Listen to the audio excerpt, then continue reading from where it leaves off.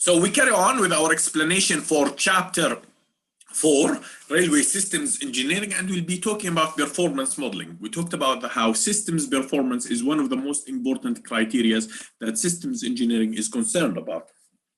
So without further ado, let's start discussing this chapter, this section. So the topics that we'll be discussing in this section are performance modeling context, why we do performance modeling. We'll talk about capacity and timetable modeling, how many trains we can run on our network. We'll talk about electrification modeling, how we can model our electrification and our load, our voltages, and how we can make sure that we have a reliable service that is not interrupted. Reliability modeling, how we can make sure that we model the failures, we make sure that we model our RAMs, reliability, availability, maintenance, and safety. We make sure that all our trains run on time and our users can depend on those. Also, we'll be talking about life cycle costing.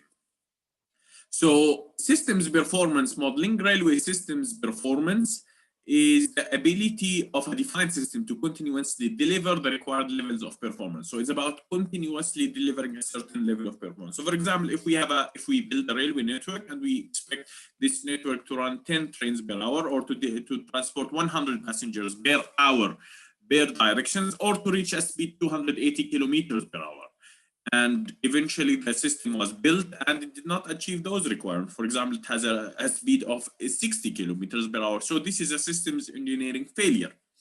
And we have to achieve this performance at an acceptable level of safety and with the lowest life cycle cost. And the life cycle cost is the life of the entire project over the whole life of the project. It could be 25 years, it could be 30 years, it could be 50 years. But in railways, we think about 30 years for rolling stock life. Now, about performance modeling, when it happens before or during a systems requirements gathering. So while I'm gathering these requirements, I'm trying to model and understand, if I say I have a requirement to achieve 280 kilometers per hour, can I model that? Can I try to understand, is this achievable? Remember, our requirements should be measurable, achievable, and testable, and the modeling help us to try to understand those requirements in more details. But also we do this after we build a system. So if we have a requirements after we model it and we have modeled the performance and we say the train should reach 280 kilometers per hour, and the trains have and the system was built and the trains have reached only 60 kilometers per hour. So we know that we have a difference in terms of our performance requirements that we should have achieved 280. And this is a systems engineering failure. Actually, if you apply systems engineering principles, you should be reaching 280 kilometers per hour at the end of the project. Now, there are many tools for doing system modeling. The first tool is network development and strategy. And this is about, for example, you need to think about what are the strategy that I will be implementing in order to maximize the capacity on my network. Shall I run a timetable of a train every 5 minutes or a train every 10 minutes? Shall I make a dwell time 2 minutes? So you think about different strategies and you try to apply them on a large scale. And one of the software that will help you to do this is RailSys. Now, the second tier modeling is more about systems engineering and performance, and you try to measure the performance of so this is not on a network level, as more as a component level or as a more on a route level, and you apply something like vision to understand the functional components. So there are many softwares that you can do on a systems engineering and performance level. On a product level, you can even think about on a lower side. So there is system level, then there is a route level or performance level, then there is the product itself, the component, and you can do modeling, for example, in a Vism, or you can do modeling in Oslo. Oslo is a software that is being known for electrification modeling. So now let's have a look at capacity and timetable modeling.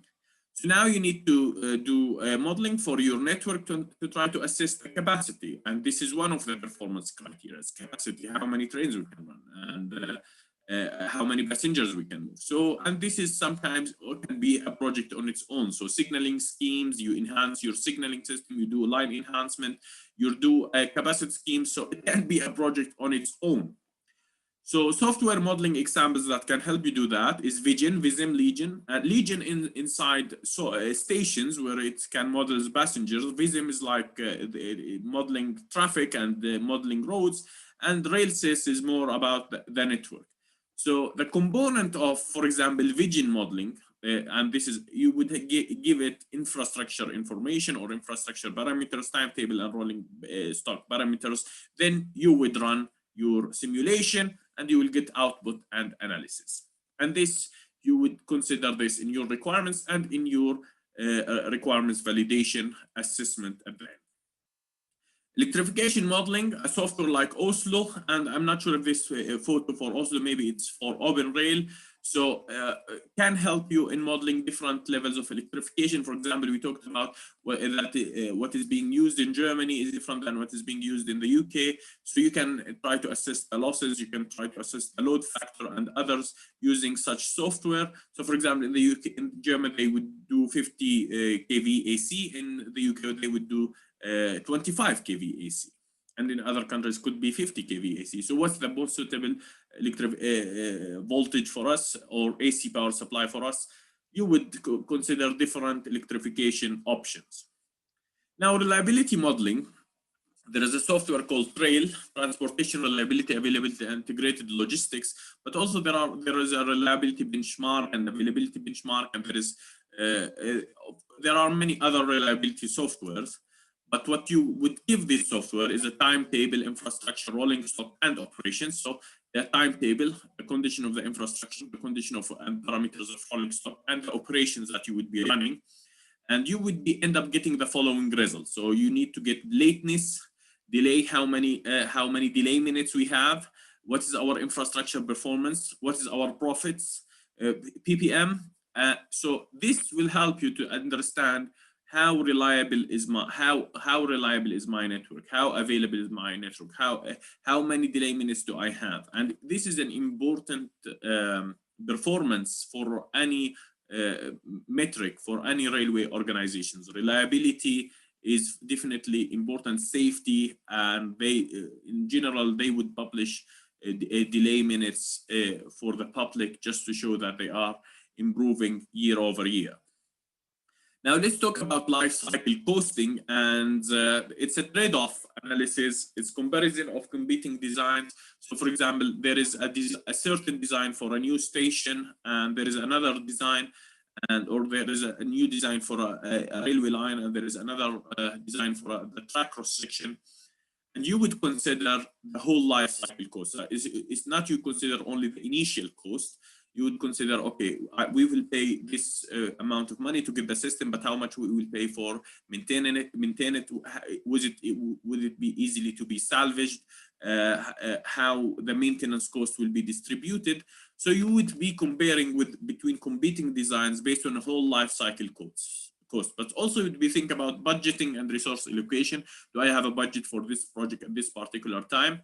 And you would be examining alternative support strategies. Okay, if I choose this strategy, if I choose this system, how I can support it on the long term.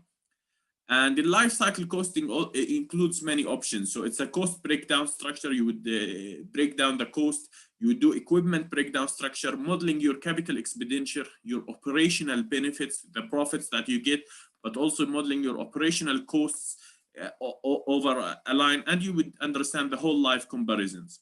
The tools that you would be using for that is a spreadsheets, bespoke models, and proprietary software or a specialized software for this. And based on that, you would understand some of the 4 key aspects of your performance. We talked about RAMs, reliability, and measuring those reliability. We talked about capacity. We talked about electrification options. We talked about life cycle costs. This can be one of the examples where you would be applying a performance modeling to where you would be doing a performance modeling.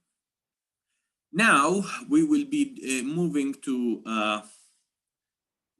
I think a lot of people would definitely, many railway infrastructure, they manage, they monitor their reliability, their RAMs for sure for different systems, and also they monitor their capacity, and also they monitor their cost. Sometimes they apply it on a life cycle cost scenarios, but in many cases they monitor these three aspects. We'll be seeing you in the next section. We'll be talking a new topic, and it will be the final section in our chapter. Have a great evening and see you in the next lesson.